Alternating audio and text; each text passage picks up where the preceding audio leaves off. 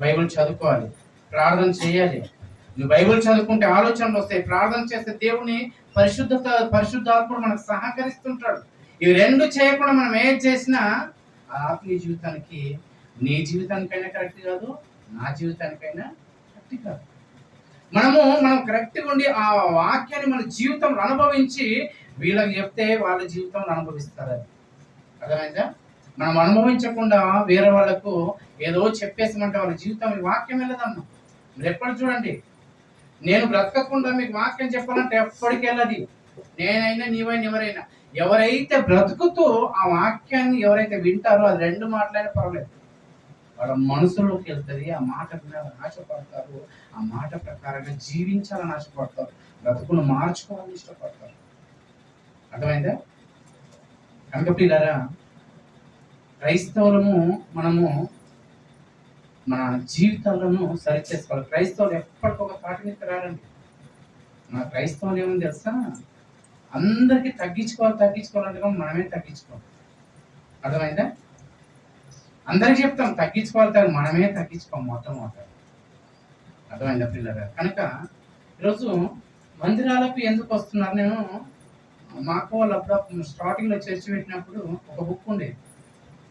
శుక్రవారం వస్తే ఏం రాసేదంటే అందరి సమస్యలు రాసేదా లేదు రాజు అంటే ఏం సమస్యలు రాసేదంటే, ఇగో నాకు ఆరోగ్యం బాగలేదు, నాకు ఆరోగ్యం గురించి, ఇక వివాహం కాలేదు, వివాహం గురించి, ఇక మేము ఇల్లు కనుక్కోవాలనుకున్నాం, ఇల్లు గురించి, ఆర్థిక సహాయం గురించి, ఇక మాకు జ్వరం వస్తే ఒక రాసేవారు, దగ్గు వచ్చినా రాసేది. అర్థమైందా? చర్చికి ఎందుకు రాలేకపోతున్నారు వాళ్ళ గురించి రాసేది. కుటుంబాలు ఎన్ని కుటుంబాలు ఉన్నాయి అన్ని కుటుంబాల గురించి ఆలోచించేది. అన్నిటిని పెట్టుకొని లిస్ట్ పెట్టుకొని ప్రార్థన చేసేది. సంఘం గురించి ప్రార్థన చేసేది. ఆ ప్రార్థన నిజంగా పిల్లరా, అందులో కొన్ని మిస్టేక్స్ ఉన్నాయి కానీ సంఘం అందరి గురించి ప్రార్థన చేసేది. ఈరోజు అయిపోయిన తర్వాత ప్రార్థన చేయమంటే ఏం ప్రార్థన చేస్తున్నప్పుడు అర్థం అవడం లేదు. మరి ఇంటికాడ వెళ్ళిన తర్వాత సంఘం గురించి ఏమైనా ప్రార్థన చేస్తున్నారంటే అర్థం కావడం. ఎందుకు తెలుసా? మనం సంఘం గురించి ప్రార్థన చేస్తే సంఘానికి అనేకులు రాగలుగుతారు, సంఘంలో వాక్యం వినగలుగుతారు. అర్థమైందా? సంఘం అనేది ఊరికేనే కాదు. అర్థమైందా పిల్లరా? సంఘము దేవుని క్రీస్తు సంఘం. ఆ క్రీస్తు సంఘంలో ఒక రావాలంటే ఊరికేనే రారు. ప్రార్థన ఉండాలి, బైబిల్ చదువుకొని ఉండాలి. మన జీవితాన్ని చూసే వారికి వాళ్ళు చూసి నిజంగానే ఇలా ఉండాలి కదని ఒక రూపంలో మనం కంటి వారికి అర్థమయ్యేటట్టు ఉండాలి. కనుక పిల్లరా, ఈరోజు మనుషులందరూ దేనికోసం ఆలోచిస్తున్నారంటే రోగాల గురించి. నిజం పిల్లరా, రాత్రి బైబిల్ చదువుకుంటే ఆ వాక్యం నుంచి కదలడం లేదు. నేను ఆ వాక్యం నుంచి ముందుకు వెళ్ళడం లేదు. ఎందుకంటే అక్కడ ఆగిపోయాను.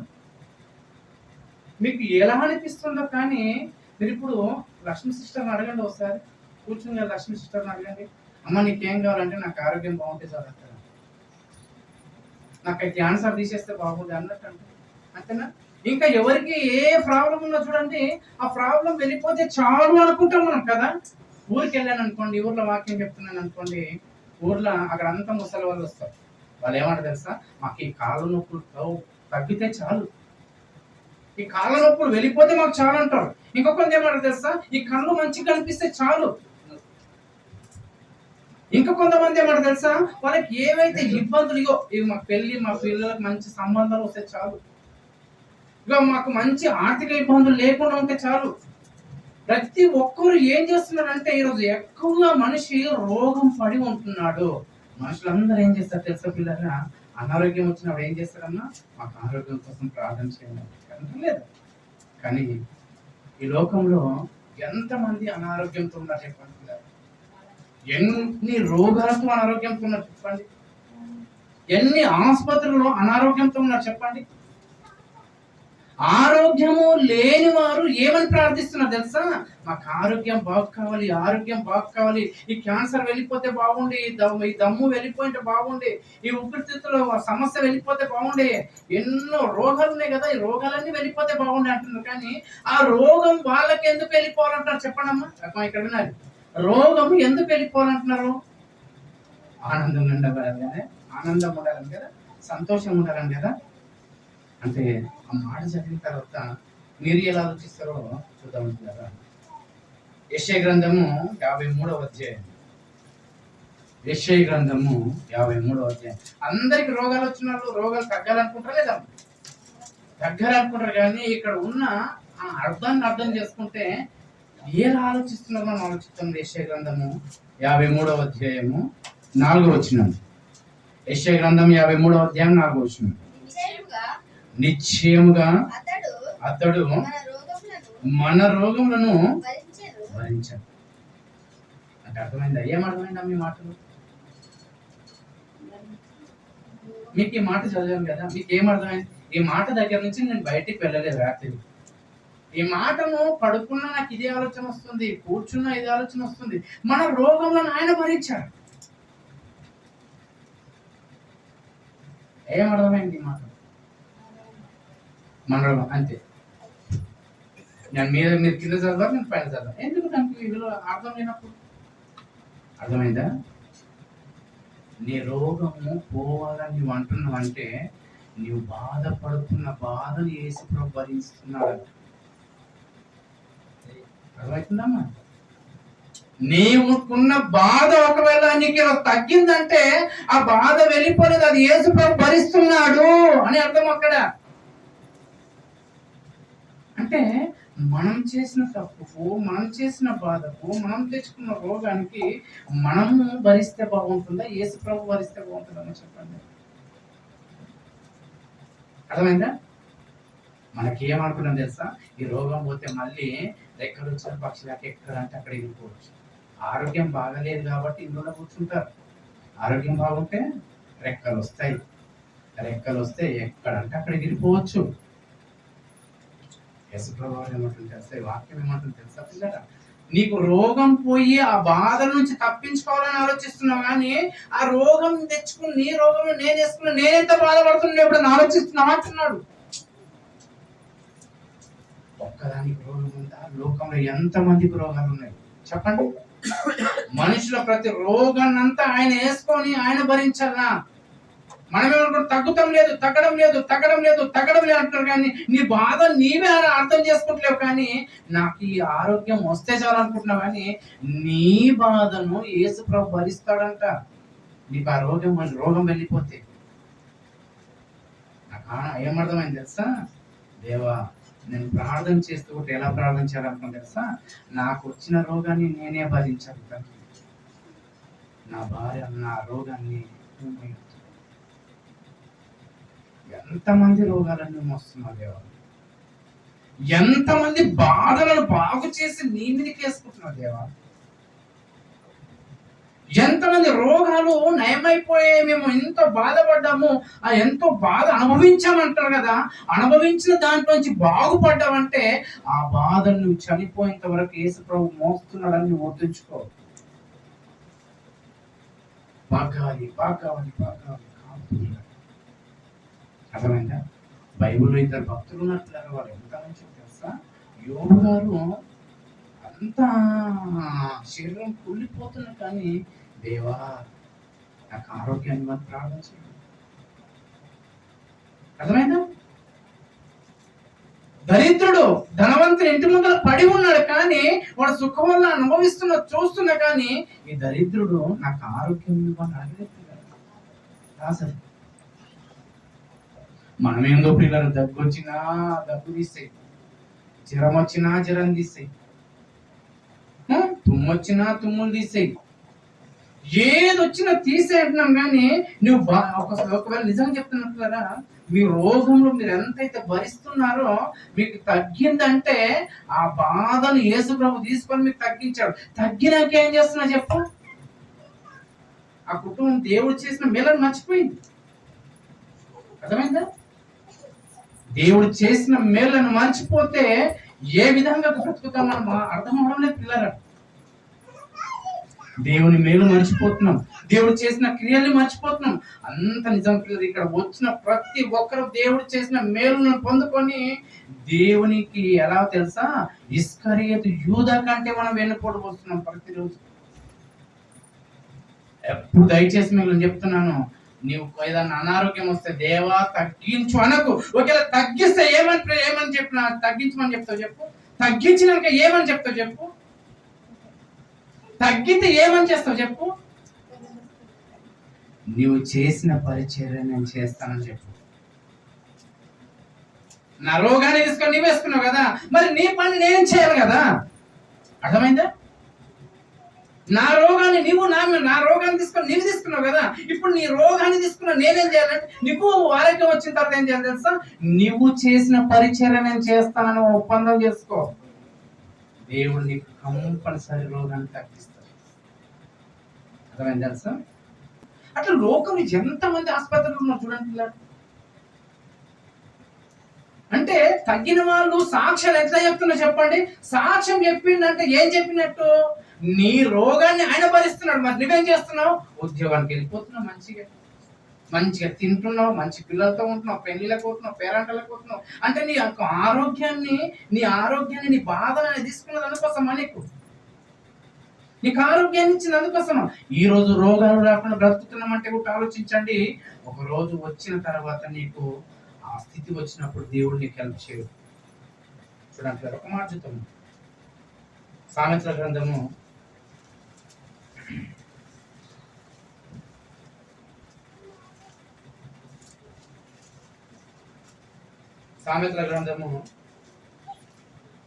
1వ అధ్యాయము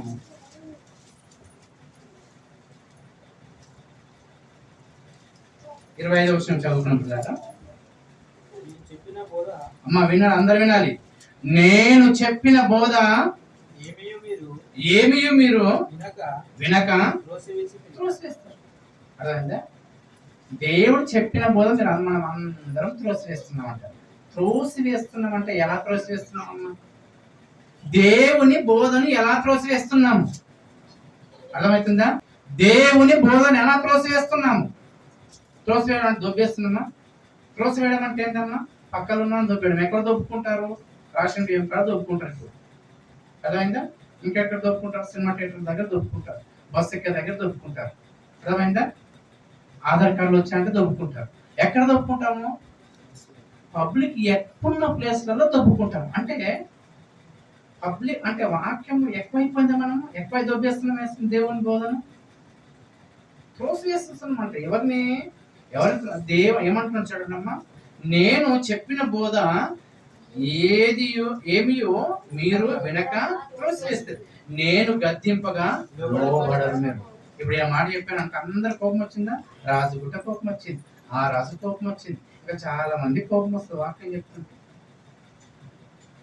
గద్దింపు మాటలు ఇష్టపడమండి, తీయ మాటలు చెప్తాను వద్దు. మీరు వినాలనుకున్నప్పుడు నేను చెప్పాను తీయ మాటలు. అర్థమైందా? మీరు వినాలనుకున్నా నేను చెప్పాను. ఎందుకు తెలుసా? ఇర్మియా గారు ఉన్నప్పుడు 100 మంది ఉన్నారు అబద్ధ బోధకులు, కానీ ఇర్మియా గారు వినలేకపోతాను ఒకటే చెప్పుకుంటే. ఇర్మియాతో పోల్చుతున్నాను అనుకోకండి. ఇర్మియాక ధూళి కూడా నేను సరిపోను.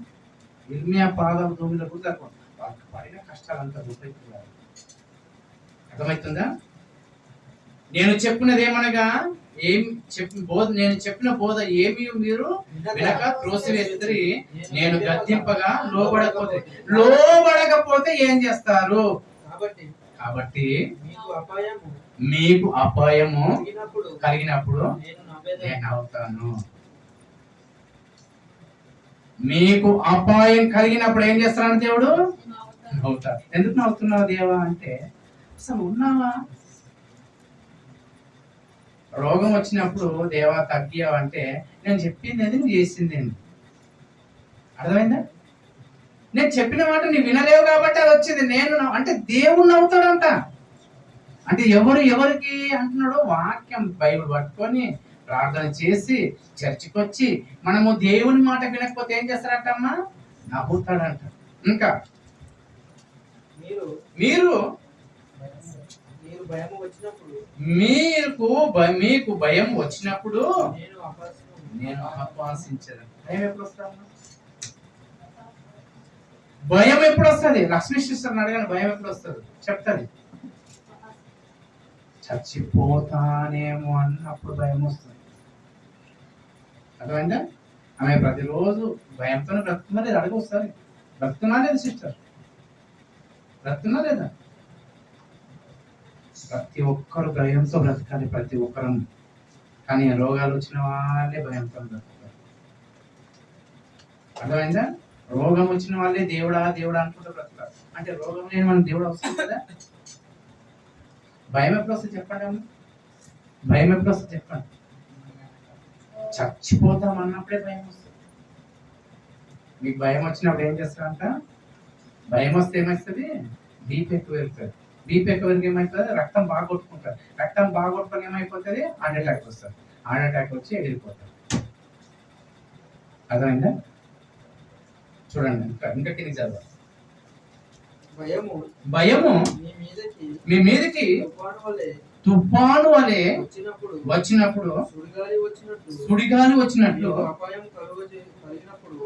మీకు అపాయం కలిగినప్పుడు, మీకు కష్టము దుఃఖము ప్రాప్తించినప్పుడు నేను అపహాస్యం చేయను. ఇక్కడ ఉన్న వాళ్ళందరికి నిజం చెప్తున్నాను, ప్రతి ఒక్కరు దేవుని మేలు పొందిన వాళ్ళు ఉన్నారు. ఆ దేవుని మేలును విడిచి నువ్వు మరొక దిక్కు వెళ్ళావా, నీకు వచ్చినప్పుడు దేవుడు ఏం చేస్తాడు తెలుసా? నవ్వుకుంటాడు.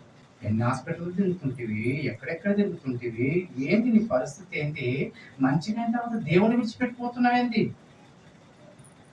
ఈ రాజు గురించి నేను ఆలోచిస్తాను, ఆయన గురించి అంత ఆలోచిస్తానో లేదా కానీ నేను ఆలోచిస్తాను. ఇలా నిజంగా ప్రాణ స్నేహితుడు అంటే వాడు బాగుకోరు కొడుకుంటాడు. ప్రాణ స్నేహితుడు ముద్దు అంటే మీది ప్రేమించడం ఏం చేస్తాడు? ముద్దు పెట్టి పంపించేస్తాడు. నువ్వెంత మంచోడు, నువ్వెంత, అరే రాజన్న నువ్వు లేకపోతే జయంతన్న నువ్వెంత గొప్ప, అది అని పొగుడతారేమో. నేను పొగడానికి ఇష్టపడను. నేను ఎప్పుడు నేను రాజుల కోసం ఆయన ఆలోచిస్తారా, ఆయన జీవితం కోసం అంత ఆలోచిస్తారా కానీ నేను ఆలోచిస్తాను. ఎందుకంటే ఒక సేవకుడు వాక్యం చెప్తున్నాడు. సేవకుడు ఏంటంటే ఇంకోటి ఏదో మీరు కఠినమైన తీర్పులోకి వెళ్తారు. విశ్వాసం కంటే తీర్పు ఎక్కువ మనకు. వాక్యం చెప్పే బోధకులకు కఠినమైన తీర్పులోకి వెళ్తామా? వాక్యం చెప్తున్నాము, బైబుల్ చదువుకుంటున్నామా, ప్రార్థన చేస్తున్నామా, సంఘం గురించి ఏమన్నా ఆలోచిస్తున్నామా, సంఘాన్ని ఎలా ముందుకు తీసుకువెళ్ళాలని ఎప్పుడు మన మనసులో అదే ఆలోచన ఉండాలి.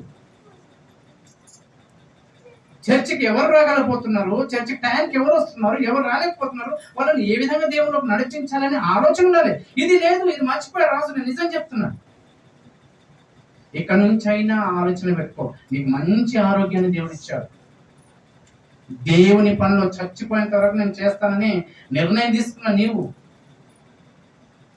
మరి లోకంలో పలిపు, లోకంలో 50% వెళ్ళిపోయా. మళ్ళీ దాన్ని కొనసాగించుకుంటూ ముందుకే కష్టాలు వస్తాయి, శ్రమలు వస్తాయి, బాధలు వస్తాయి, ఎదుర్కొలు వస్తాయి. అవన్నీ జయించుకుంటారు. ఏమంటే ఒకవేళ వీటిని చేయలేకపోయావా, నీకు ఆపద వచ్చినప్పుడు ఏమి లేదు. దేవుడు ఏమంటున్నట్టమ్మా, నేను నవ్వుకుంటాను, నేను నవ్వుకుంటాను.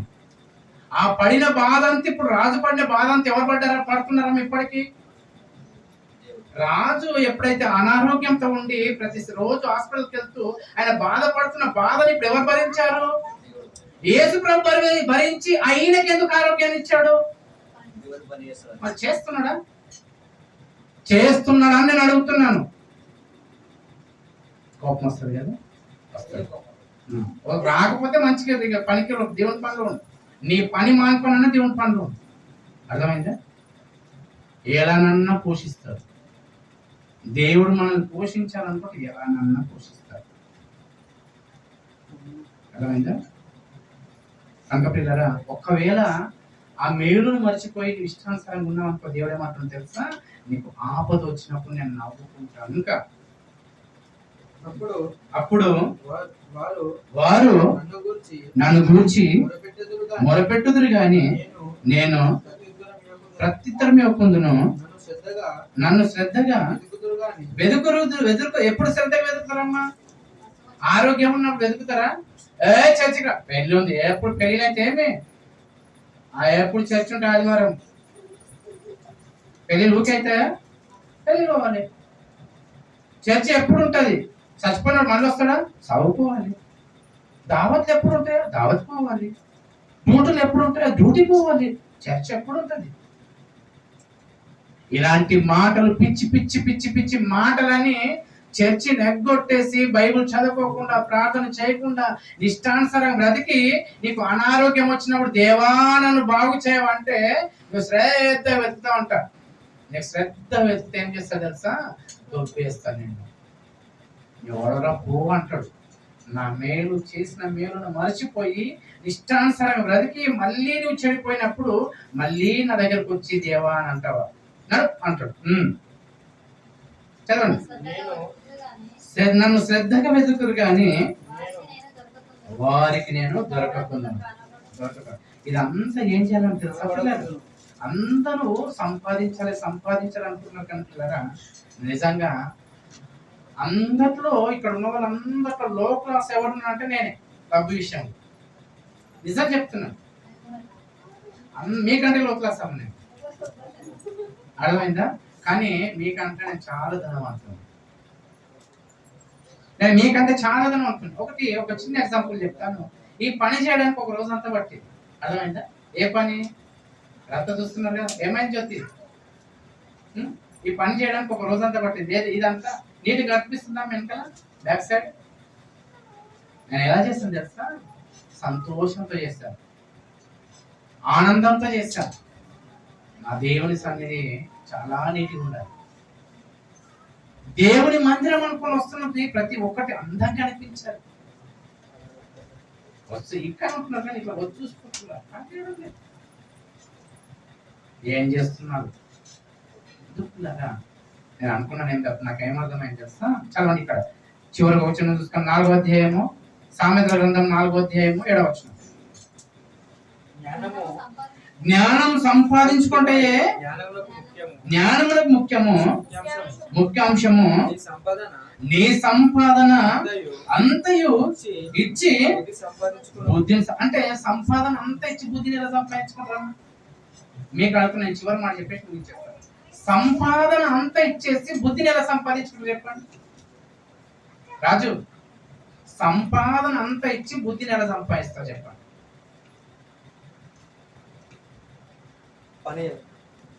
అర్థమైందా? ఆదివారము దశమ భాగం గురించి చెప్తాం కదా. అంటే మనం దశమ భాగంలో లేము. న్యాయము, నీతి, యథార్థత, విశ్వాసాలతో లేదు.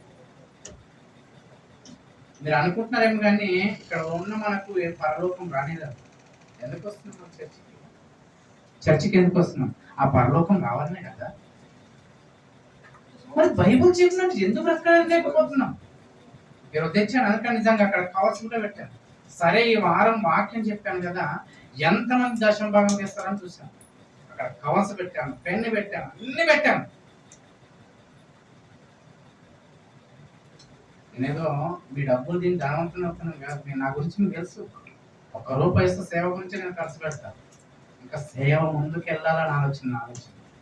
నిజంగా అందుకని అక్కడ కవర్లో పెట్టాను. ఈరోజు ఇదంతా నీటిగా చేసిన తర్వాత ప్రేయర్ చేస్తున్నాను. ప్రేయర్ చేసుకున్నాను. ఏం చేయాలి? చర్చ్ నీటికి చేయాలి. ఇంకేం నాకు ఈరోజు గుర్తుకొచ్చింది ఏంటంటే, ఒక బాక్స్ తీసుకురా, కవర్స్ తీసుకురా, పెన్ను ముట్ట తీసుకురా, అన్నీ పెట్టాను. ఇలా చెప్తుంటే కఠినంగా తీయాలి. మరి పరలోకం రాలని కఠినం కాదు. ఏమన్నాడు వచ్చిన చూద్దామంటే, నీ ఆస్తి అంతా ఇచ్చి ఏం చేయమన్నాడు? జ్ఞానం సంపాదించమన్నాడు. జ్ఞానం అంటే ఏంటంటే, ఆస్తి అంటే ఏంటంటే, మత్తయి సువార్త 23వ అధ్యాయము,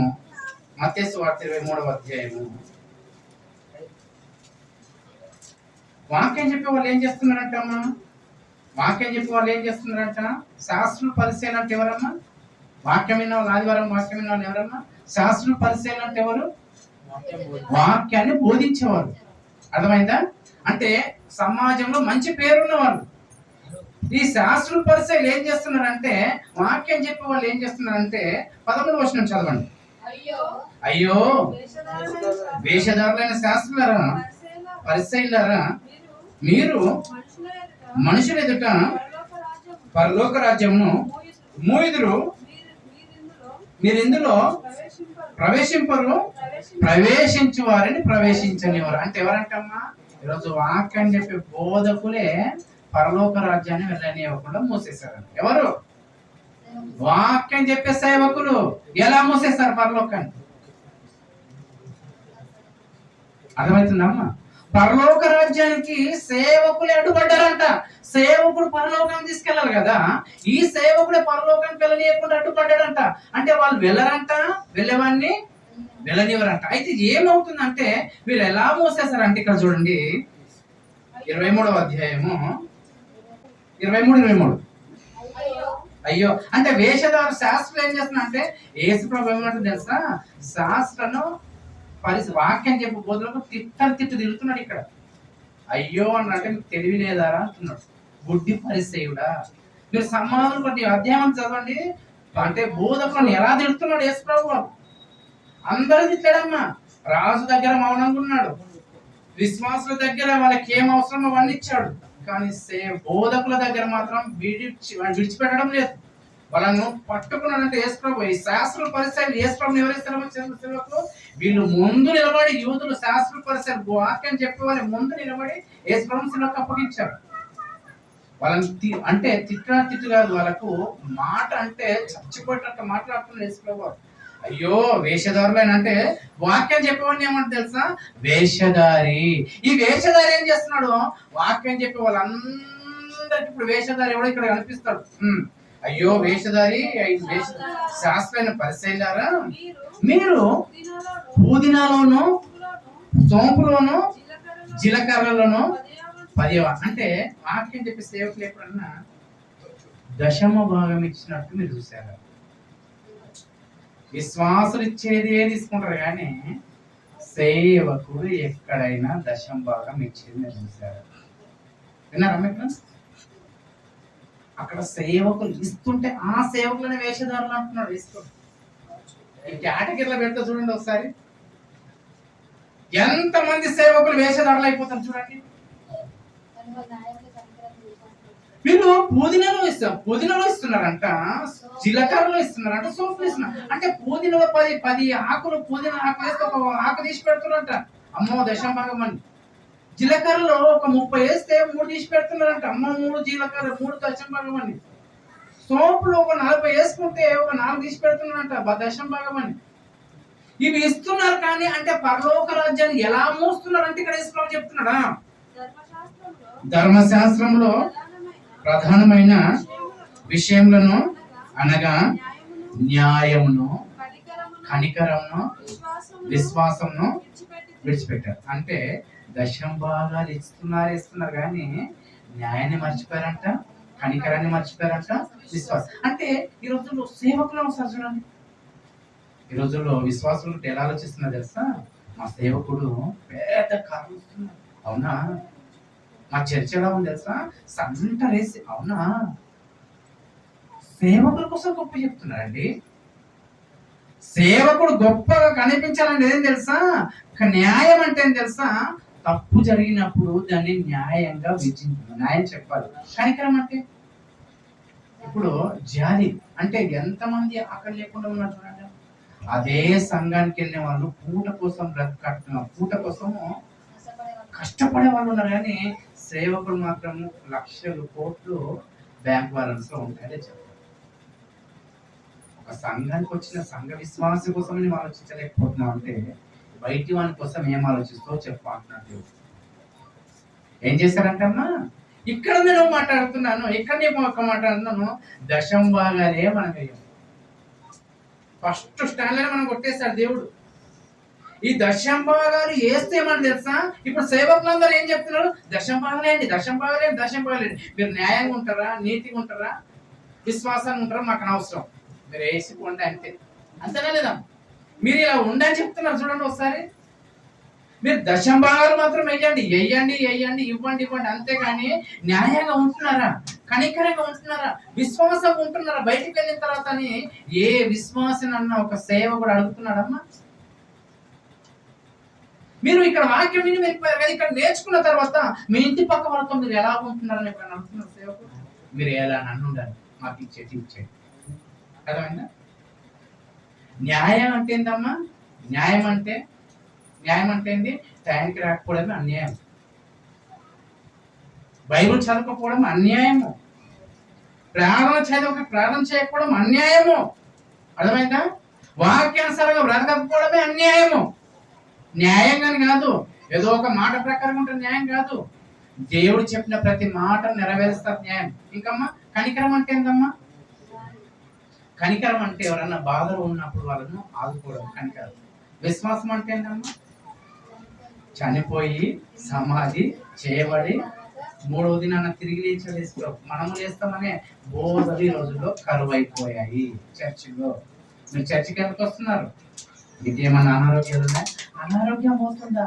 అనారోగ్యం పోయిందని ఎన్ని స్వస్థతల సభలు చెప్తున్నారమ్మా, వింటున్నారా? స్వస్థతల గురించి ఎన్ని సభలు చెప్తున్నారమ్మా. అంటే ఆ స్వస్థత వచ్చిన తర్వాత, ఆ స్వస్థతను నీవు పొందుకున్న తర్వాత నీ బాధను, నీ రోగాన్ని ఎవరు భరిస్తున్నారు ఎప్పుడైనా ఆలోచించావా? కరోనా వచ్చింది అనుకో, ఇక్కడ నుంచి ఇంకో దగ్గరికి వెళ్ళింది, అది ఏం చేస్తుంది? వాణ్ణి బాధ పెడుతుంది. అంటే నీకొచ్చిన రోగాన్ని, మనకొచ్చిన వ్యాధిని యేసు ప్రభు తీసుకున్నాడంటే నువ్వు సంతోషపడుతున్నావు. అంటే నీవెంత బాధపడ్డావు ఆ రోగంలో, ఆ బాధను యేసు ప్రభు అనుభవిస్తున్నావు. నువ్వు అర్థం చేసుకో. అర్థమవుతుందా పిల్లరా? కనికరంను, న్యాయమును, కనికరంను, విశ్వాసం మీరు విడిచిపెట్టారు. ఈరోజు క్రైస్తవ బోధకుల్లో న్యాయం లేదు, కనికరం లేదు, విశ్వాసం, ఈ మూడు లేవమ్మా. ఈ మూడు లేని వాళ్ళు, ఉన్న వాళ్ళు ఏం చేస్తారు తెలుసా? నేను కూడా చెప్తున్నాను, ఉన్న వాళ్ళు ఏం చేస్తారు తెలుసా? పెద్ద చర్చలు అసలే కట్టరు, పేరు కోసం అసలే ఓడు. నిజం చెప్తున్నాను, నిజమైన సేవకుడు ఎలా ఉంటాడు తెలుసా? పెద్ద చర్చలు కట్టుకోడు, తనకు ఒక మంచి ఇల్లు కట్టుకోడు, ఒక మంచి కార్లో తిరగడు. అర్థమైందా? తనకు ఒక మంచి చర్చి కట్టుకోడు, తనకు ఒక మంచి పేరు తెచ్చుకోవాలని ఆలోచించాడు. నిజమైన సేవకుడు యేసు ప్రభు నిజం చూడండి. ఒకవేళ యేసు ప్రభు కట్టాలంటే ఆయన కట్టే చర్చి ప్రపంచం ఎవరైనా కడతాడా? యేసు ప్రభు ఒకవేళ బ్రతికి చర్చి కట్టాలి, ఇది కంపల్సరీ అవసరం అంటే చర్చి కట్టేవాడు. అవసరం లేదు కాబట్టి చర్చి కట్టాడు. కానీ మన వాళ్ళు చూడండి కదా, బ్రాంచులు బ్రాంచులు బ్రాంచులు బ్రాంచులు బ్రాంచులు పెరిగిపోతున్నాయి. ఏమున్నాయి? వద్దు పిల్లలు, మనకు వద్దు. మీరు న్యాయాన్ని, కనికరంను, విశ్వాసంను మీరు మర్చిపోయారంట. అంటే క్రైస్తవునికి ఉండాల్సింది దశం భాగమే వాళ్ళ విశ్వాసకి, క్రైస్తవునికి. దాంతోపాటు ఏముండాలి? న్యాయంగా బ్రతకాలి, కనికరింపబడాలి, ఇంకా విశ్వాసం ఉండాలి. ఇది ఉంటేనే పరలోక రాజ్యానికి అర్హులం అవుతాము. అర్థమవుతుందా పిల్లలు? దయచేసి మీరు ఆలోచించండి. పడే కష్టం అంతా, మనం చేస్తున్న ప్రయాసం అంతా ఇక్కడ వచ్చిందంటే ఏం తెలుసా? పరలోకానికి వెళ్ళాలని. కనుక పిల్లరా, ఇక్కడ ఉన్న ప్రతి ఒక్కరం యేసు ప్రభు చేత మేల్కొని వారమే. కానీ దయచేసి చెప్తున్నాను, దేవుని మాటను ధిక్కరించి మనం బ్రతికామా, మనకు ఆపద వచ్చినప్పుడు దేవుడికి ప్రార్థన చేస్తే విన్నాడు. ఆ జాగ్రత్తలో ఉండే ప్రార్థన చేస్తాను. కనుక పిల్లరా, అందుకని దేవుడు చెప్తున్నాడు, నీ రోగంలో ఏం చేస్తాడంటమ్మా? మన రోగంలో ఎవరు భరించారంటమ్మా? వారి పైన వేసుకున్నారు. దయచేసి మీకు ఒకటి చెప్తున్నాను, మీకు అనారోగ్యం వచ్చినప్పుడు వేసుకోవాలి అడగండి, ఆసుపత్రికి వెళ్ళాలి. దేవా, ఈ అనారోగ్యం పూని తగ్గించిన తర్వాత ఏం చేస్తున్నావు చెప్పు. ఆ రోగాన్ని ఆయన తీసేసి ఆయన మీద వేసుకున్నప్పుడు నువ్వేం చేస్తున్నావు చెప్పు. 53వ అధ్యాయం 4 వచ్చింది. ఎప్పటికీ మర్చిపోతుంది ఈ మాటలు. 53వ అధ్యాయం 4 వచ్చింది. నిశ్చయముగా అతడు మన రోగములను భరించను, మన వ్యసనములను, అంటే నీ అలవాట్లన్నీ ఆయన తీసేసుకొని, నీ రోగాన్ని తీసేసుకొని నువ్వు పరిశుద్ధంగా పవిత్రంగా బ్రతుకుతాడా అని రోగాన్ని తీసేసి ఆరోగ్యాన్ని ఇచ్చి, ఆయుష్ ఇచ్చి, అన్ని ఇచ్చిన తర్వాత మనం ఎలా ఉంటున్నాం చెప్పండి పిల్లలు? ఎలా ఉంటున్నాం? ఈ అధ్యాయం అంతా చదవండి. స్వరూపంగా ఉన్న ఆయనకు సొగసు లేకుండా పోయిందంటే ఎవరి గురించి సొగసు లేకుండా పోయింది కదా. కానీ ఆ సొగసు పోతుంటే దేవుడు ఇష్టపడుతున్నాడు, మనుషులు ఏమో బాధపడుతున్నారు. యేసు ప్రభు చచ్చిపోతుంటే అందరూ బాధపడుతున్నారు, ఇష్టపడుతున్నారమ్మా? అందరూ సంతోషపడుతున్నారు కదా, ఏడుస్తున్నారు. కానీ యేసు ప్రభు తండ్రి మాత్రం సంతోషిస్తున్నారు. ఆయన చనిపోతేనే కదా ప్రపంచానికి రక్షణ. ఆయన రక్తం ద్వారా కదా ప్రతి ఒక్కరు కడగబడతారు కదా. ఇంకా చూడండి, ఆ మాట చూడండి. అతడు 5వ వచనం చదవండి. మన అతిక్రమణను బట్టి అతడు గాయపరచబడిన. అంటే మనం చేసిన చెడు పనుల వల్ల ఎవరు గాయపరుస్తున్నారమ్మా? ఎవరు అప్పగిస్తే యేసు ప్రభువులోకి ఎక్కాడు? ఎవరు అప్పగిస్తే యేసు ప్రభువులోకి ఎక్కాడు? ఎవరు అప్పగిస్తే యేసు ప్రభు శిలువకి ఎక్కారు? ఇస్కరేత్ యూద. అంటే ఆ యూద అప్పగించిన తర్వాత యేసు ప్రభుని గాయపరిచారా లేదా? ఇప్పుడు మనం ఏం చేస్తున్నాం తెలుసా? మన అతిక్రమముల చేత ఆయన ఏం చేస్తున్నామంట? గాయపరుస్తున్నాం. నువ్వు చేసిన అబద్ధమా? యేసు ప్రభుని గాయపరుస్తున్నావు. నువ్వు ఈ చర్చిలోకి వచ్చి ఫోన్ చూస్తున్నావా? యేసు ప్రభుని గాయపరుస్తున్నావు. వాక్యం మీద నీ ఇష్టానుసారంగా బయటికి వెళ్ళి బ్రతుకుతున్నావా? యేసు ప్రభుని గాయపరుస్తున్నావు. ఇస్కరేతుదా కాదు. ఇస్కరేతు కంటే యూద కంటే మనం గొప్పవారు. ఇంకా మన అతిక్రమాలను బట్టి ఆయన గాయపరచబడను, మన దోషములను బట్టి నలగొట్టబడుతున్నాడంట. మనం చేస్తున్న దోషం ప్రతిసారి యేసు ప్రభువు నలగొడుతున్నాం. ఐబిల్ పత్రికలు ఏమంటే తెలుసా? మనం చేసిన ప్రతి పాపం వల్ల ప్రతి క్షణం యేసు ప్రభువు సిల్వకేస్తున్నామంట. అర్థమవుతుందా? మన సమానార్థమైన శిక్ష అతని మీద పడెను, అతడు పొందిన దెబ్బల చేత మన స్వస్థత కలిగిన అన్నప్పుడు ఈ స్వస్థత ఏమనుకున్నారమ్మా? ఈ స్వస్థత ఏమనుకున్నారు తెలుసా? యేసు ప్రభు వారు పొందిన దెబ్బల చేత నాకు స్వస్థత. ఏ స్వస్థత? ఆరోగ్యం స్వస్థత కాదు, ఆత్మీయ స్వస్థత. దీనికోసం ప్రార్థన చేయాలి. అర్థమైందా పిల్లలు? ఈరోజు మనుషులందరూ దేనికోసం ప్రార్థన చేస్తున్నారంటే ఆరోగ్యం కోసం, సంపాదన కోసం, పని కోసం, పిల్లల కోసం, దేనికోసం చేస్తున్నారు. కానీ నా ఆత్మీయ జీవితం ఎలా ఉంది? వాక్యం మీద చదువుతున్నాను, చదివిన తర్వాత నాకేం అర్థమైంది? నేను ప్రార్థన ఏం చేస్తున్నాను? దేవుడితో ఎలా మాట్లాడుతున్నాను? అసలు నేను ఏం అడగాలనేది కూడా మర్చిపోయాడు మనిషి. దేనికోసమో మభ్య పెట్టేసింది అపవాది. అడగాల్సిన ప్రార్థన దేవుడితో మాట్లాడనివ్వకుండా, అంటే మనం చేస్తున్న ప్రార్థన దేవుడు దేవుడినే వినివ్వకుండా డైవర్ట్ చేసేసింది అపవాది. మనం అడగాల్సింది, దేవా ఈరోజు నాకు ఆయుష్నిచ్చావు కదా. ఈరోజు ప్రార్థన మనం ఏం అడగాలి తెలుసా? దేవా నాకు ఆయుష్నిచ్చావు కదా, ఈ ఆయుష్లో ఈరోజు నిన్నెంత గాయపరిచాను, నిన్నెంత దుఃఖపరిచాను నా క్రియల ద్వారా. ఇదిగో ఇది చేశాను కదా, నన్ను క్షమించు. ఈ ప్రార్థన చేయ ప్రతిరోజు. బైబిల్ చదవలేకపోతున్నాను, బైబిల్ చదువుకుంటాను. ప్రార్థన చేయలేకపోతుంది, ప్రార్థన చేసుకుంటాను. వాక్యం వింటున్నది, వాక్యానుసారం బ్రతుకుతాను. ఒక నిర్ణయం తీసుకో, ఒక పొలికిరా, ఒక ఆలోచనకు వచ్చిన తర్వాత ఆ ముందున్న కార్యక్రమం అంతా యేసు నడిపిస్తారు. మనం నిలబడలేనప్పుడు దేవుడు నడిపించాడు. అర్థమైందా? మనం నిలబడితే నడిపిస్తాడు, నిలబడకపోతే దేవుడు నడిపించాడు. నిలబడ్డాక ఒక అడిగేస్తే ఇంకొక అడుగు లేపుతాడు దేవుడు. అర్థమైందా పిల్లలు? కనుక మనం ప్రతిరోజు దేని గురించి ఆలోచించకండి, మన బ్రతుకు గురించి ఆలోచించకండి.